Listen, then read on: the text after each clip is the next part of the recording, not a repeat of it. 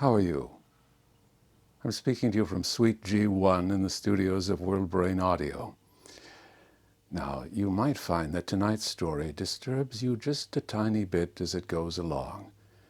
If it does, let me assure you that it's nothing compared to what happens to one of the characters in tonight's story. Actually, two of the characters.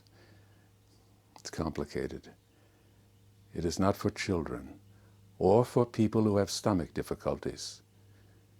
It is more perhaps for wicked people who appreciate the irony that the loftiest ambitions are but toys of nature, fleeting soap bubbles for the capricious fates to dash upon the rocks for a moment's sport.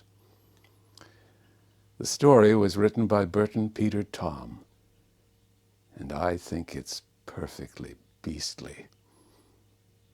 It's called The Case of Dr. Johnstone.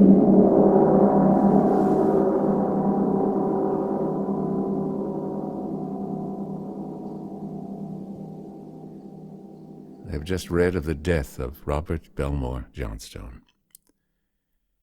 With one or two exceptions, all the metropolitan dailies printed accounts of his life and work. Many of the medical journals will also doubtless contain editorial obituaries as they appear within the next few weeks. For, as is well known, Dr. Johnstone was one of the foremost physicians in the English-speaking world before he was overtaken by the horrible misfortune at the height of his career. That he was great in the science of medicine, one of the greatest of researchers and investigators, the peer of Magendie, Bernard, or Virchow, is true. That he was a noble man, as we understand that word to mean a high and gracious soul, is also true. I, who knew him better perhaps than anyone else, can testify to that. But that he suddenly became insane 6 years ago, and that he died a few days ago, is not true. Dr. Johnstone was the sanest man I ever knew, and when he was declared insane, he was already dead. To those who knew him, this statement is both a paradox and a mystery. Yet nevertheless it is true. The solution to this paradox and mystery I alone know. The time has now come, I believe, when it should be told. The facts as they occurred I shall set down here in the form of a story, because I believe they will find more credence than if they were embodied in a monograph and read before a medical society or a society for psychical research. It is difficult to begin, however, because I have no experience in writing fiction, which is the mode whereby this narrative is told. Also, for that reason, I'm obliged to divest the telling of all scientific terms, which appeals to me very much like writing about some disease in the form of a novel. The fame of the physician is not wide, nor does it last.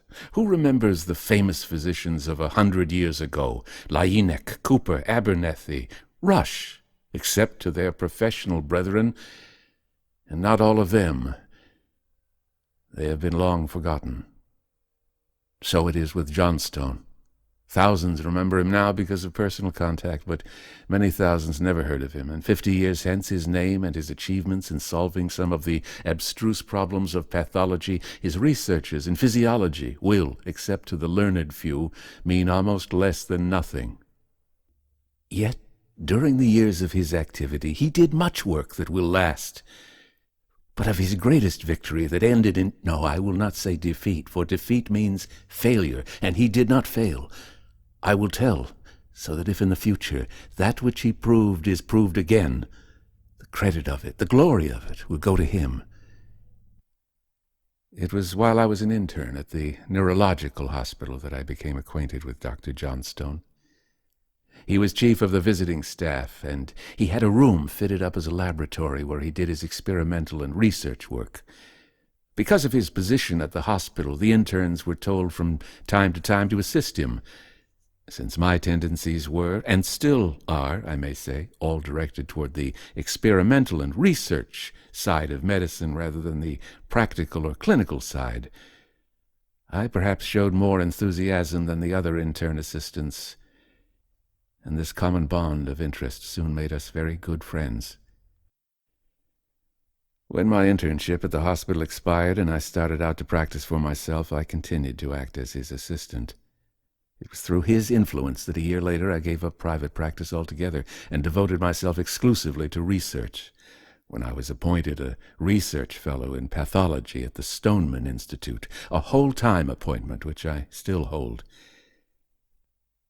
My duties there made it impossible for me to work with him as I had formerly. But while I was now doing research independently, I never failed to take the opportunity to work with my teacher, for so I regarded him, whenever the chance came. His vast knowledge and keen insight into the vagaries of disease and the wealth of suggestions that he was always ready to give freely made association with him of immense value to me in my own investigations. You can therefore readily understand my regard for him, not only as a scientist, but as a man. Unlike many men of high scientific attainments, whose lives are spent in the pursuit of knowledge, Dr. Johnstone was not a pedant, nor was he a stark materialist, as many of his calling are. It seemed to me that his mind was so fine and subtle, so penetrative, that he could see with the eyes of the spirit things which were denied to those who boasted of their materialism. It could truly be said that Dr. Johnstone was the most eminent physiologist of his time, for none had delved more deeply into the mechanism of life.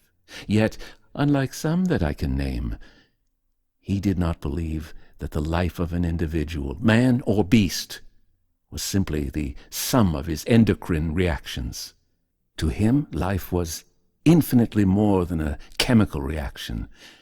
He believed that every living creature had a soul, a spirit, a pneuma, as the old Greeks called it, that motivated its physical structure, and was as much a part of it as the tissue planes of which its body was composed. I am aware, and doubtless Dr. Johnstone was also aware, that the Theosophists and other more ancient cults hold to this belief, but I do not wish to infer that Dr. Johnstone was a mystic or given over to occultism, as many who believe as he did are very prone to be. He saw it only through the cold light of reason, for when reason illuminates the spirit as well as the intellect, it shows many things which others cannot see. Researchers in medicine rarely discuss these things. Some deny with vehemence that the soul exists. To others, and they are the majority, it is a matter of indifference. But Johnstone was not of this number. The subject interested him. I'm quite confident that it had interested him for many years. Personally, I must confess the existence or non-existence of the soul in man never appealed to me as a subject for scientific discussion or research. As to animals having souls, it never entered my mind. I recall our first conversation on the subject, these words especially. Those who do not believe the soul exists are not in a position to explain the phenomena of life. Je pense donc j'y suis. I think, therefore I am. The Frenchman was right. I am what I am, no matter in what corporate or incorporate existence my ego may be. The spirit is as indestructible as energy. It was shortly after this that I believe he began his strange experiments, although he did not take me into his confidence in these. I cannot, therefore, state anything as to their nature, although I am quite sure that they were not along the lines usually taken by psychic researchers. From my knowledge of his way of thinking, I am confident that his approach was from the physiologic or biologic point of view. It was about the middle of June, or thereabouts, in 1916, that he called me on the telephone and asked me to spend the weekend at his country home on the North Shore. "I want you to help me in an experiment that will open your eyes," was the reason he gave for the invitation. It is needless to state that I accepted with alacrity. I was fed up with work, and a 3-day rest at his delightful home on the Sound was very appealing to me. As those who knew him are aware, Dr. Johnstone had no office in the city. His private practice was entirely as a consultant, and such cases as were referred to him by other physicians he saw in a room set aside for that purpose at the hospital. Not infrequently he was called in consultation out of the city. From June to October he spent his weekends at his country home. I found him waiting for me at the station, and as we went spinning along the pleasant country road in his high-powered roadster, which he had just purchased, our conversation was on the merits of his new car rather than on physiological experiments. It was not until after an excellent dinner, and we had lit our pipes on the porch, that he told me of the nature of the experiment he intended to perform. "As you perhaps know," he began, "I have been engaged for some time in research to prove the existence of the soul, or personal identity.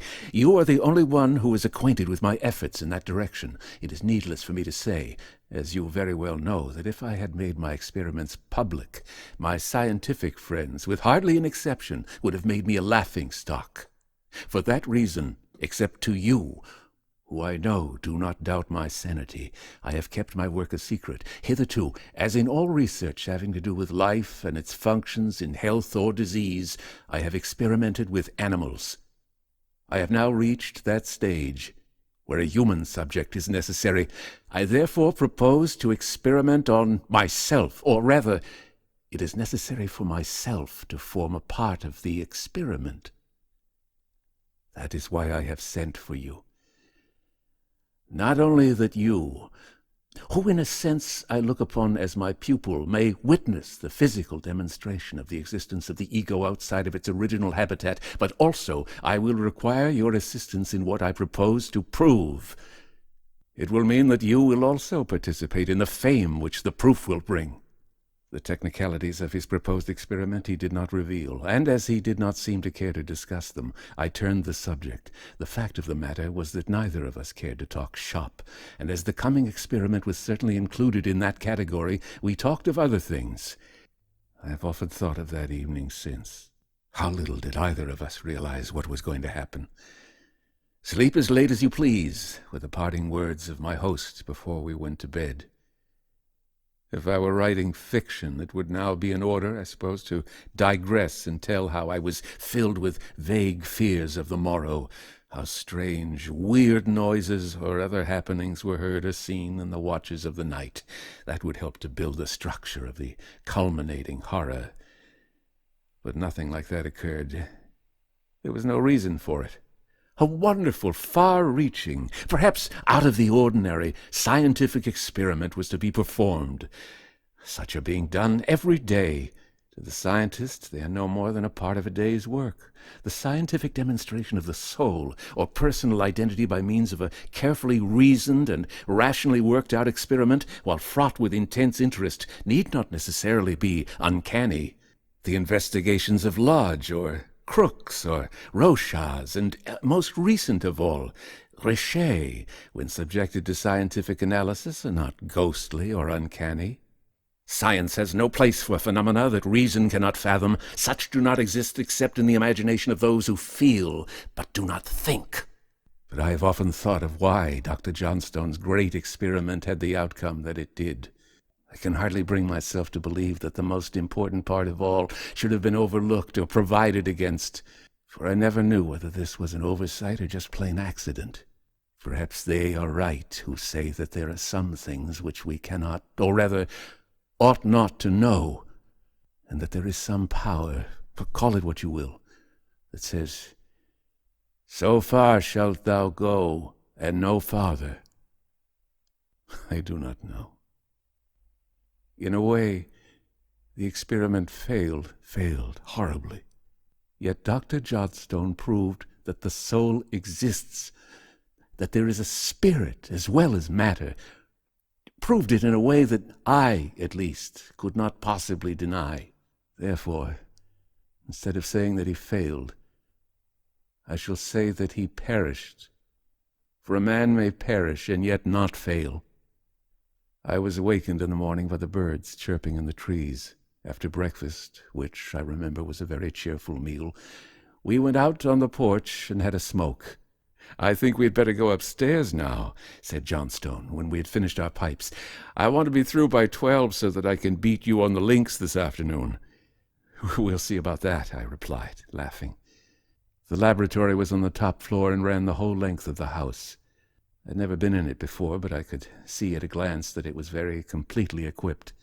In the center of the room were 2 glass operating tables, and on one of them, covered by a sheet, was what appeared to be a human form, either of a child or a rather short man or woman. The rhythmic rise and fall of the sheet showed that it was alive. I raised the sheet and saw a full-grown orang asleep, evidently under the influence of some narcotic. "He's one part of the experiment," said Johnstone, smiling, "and I'm the other." I did not reply, and I did not return the smile. For some reason, I don't know why, I experienced a feeling of revulsion. To experiment with animals is to me very commonplace. So, too, within certain limits, are experiments on human beings. I'm not squeamish, and I'm not sentimental, but this... Do you intend to transfer your intelligence into the body of this ape and have his, whatever it is, pass into yours?" I asked. "That is exactly what I intend to do," he replied. "If I can do that by physical means, I will have proved that not only the soul exists, but that it exists also as a tangible entity." The experiment was eminently proper. The phenomena of telepathy, apparitions of the living and dead, messages from discarnate intelligences are constantly investigated. Why should not a scientist of the first class investigate this profound and vital problem, the enigma of enigmas, from the standpoint of those sciences which have most to do with the manifestations of life and death? Biology and physiology. An investigation carried to a successful issue along these lines would do more to convince the skeptical than any amount of so-called evidence offered by spiritualistic investigators. We proceeded at once with the work in hand. At Dr. Johnstone's direction, I shaved the nape of the animal's neck and also a tonsure-shaped area on the top of the head. I then adjusted a cap-shaped electrode that was held in place by tapes tied firmly under the chin. It was not necessary to shave the man, as he was sufficiently bald to allow a similar electrode to be fitted without the hair interfering with the contact. He then had me fasten his legs and arms with leather straps attached to the table on which he lay. The beast was not restrained. I then connected the 2 electrodes by means of a non-insulated wire and some metallic substance having a peculiar luminous luster, radioactive, I would say, and very cold to the touch. I also attached to the posts of the battery 2 longer wires of the same material, one each from the 2 electrodes, thus completing the circuit. The battery, if I may call it such, for I do not know whether it generated electricity or some other force, I cannot describe, because the units of which it was composed were encased in a wooden box. It was placed on a small stand between the 2 glass-top tables on which the man and beast reclined. "All set," I exclaimed. "Turn on the switch." I did so. There was a slight crackling noise, not unlike that made by a D'Arsonval current, and instantly both bodies became rigid. The respiratory movements ceased, as well as the apex of the heart. The eyes remained open and stony and staring, with the pupils widely dilated. On the face of the man and on that of the beast there seemed to come the change of death. Their features became pinched and sank in, the lips livid and drawn tight over the teeth. Theirs was the facies Hippocratica, the sure harbinger of death, described by the great father of medicine long ago.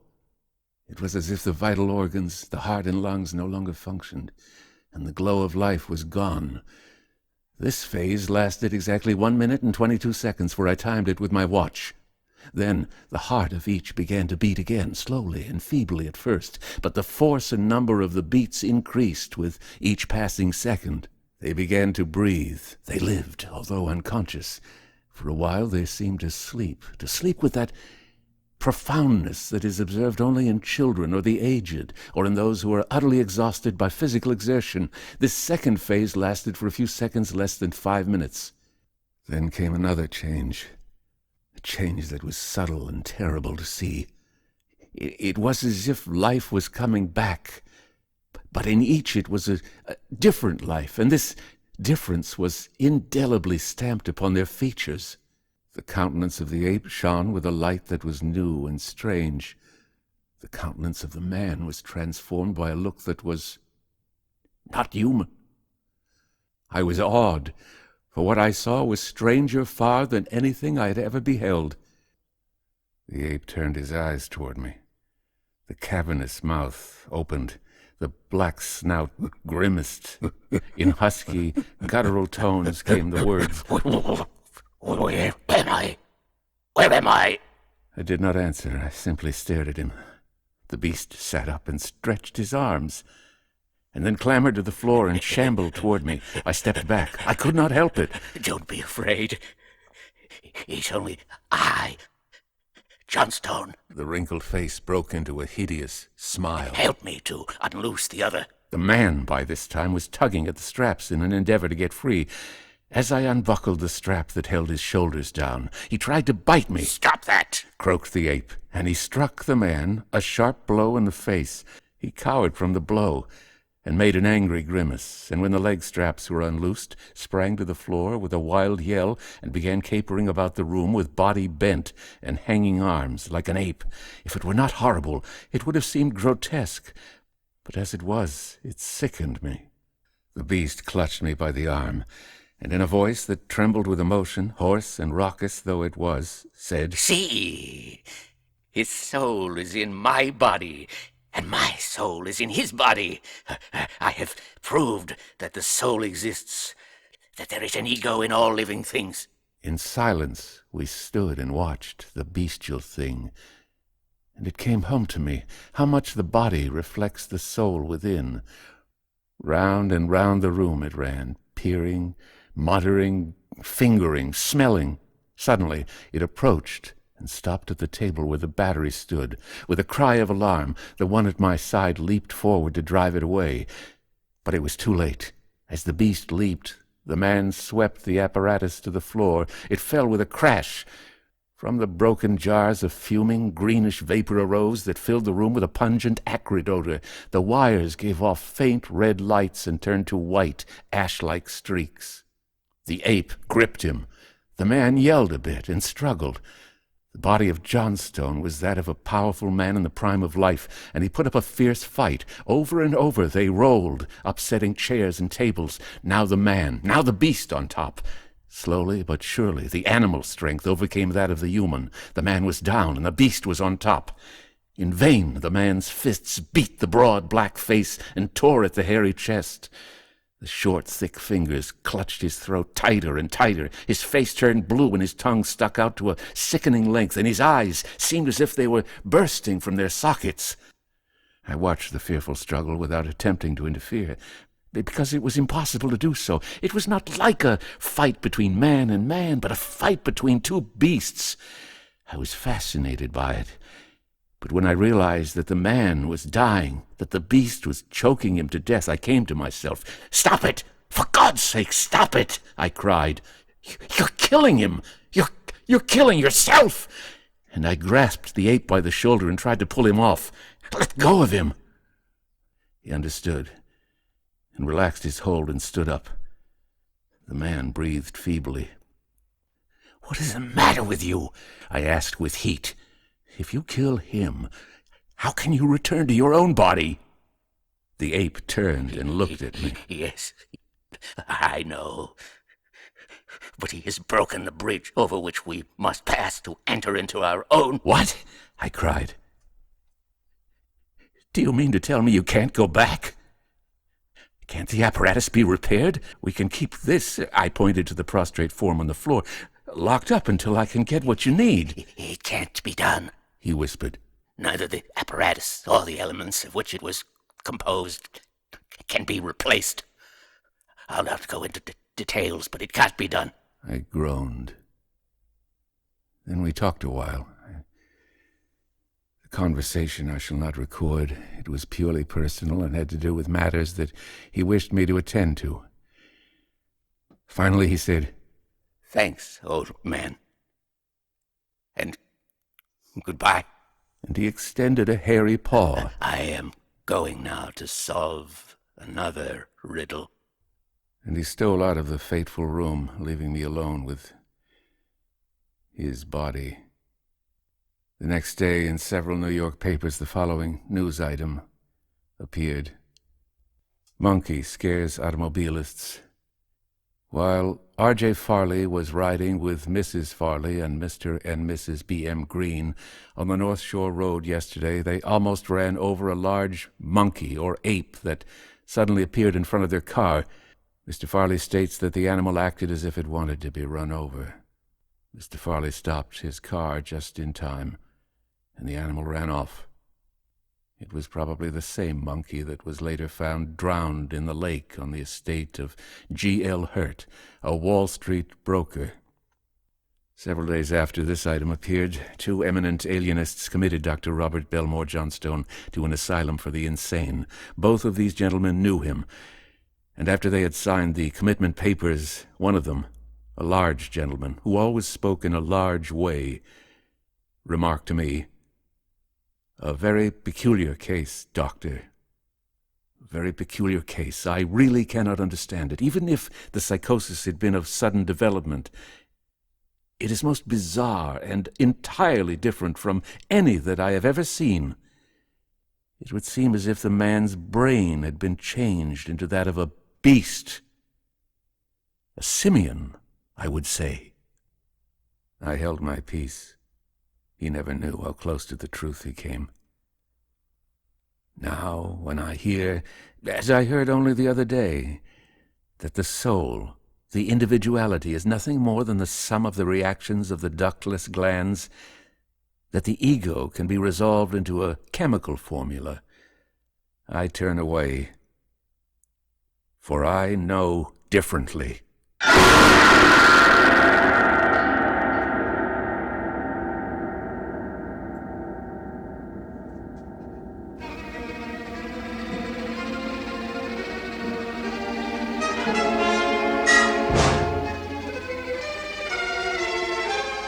The End.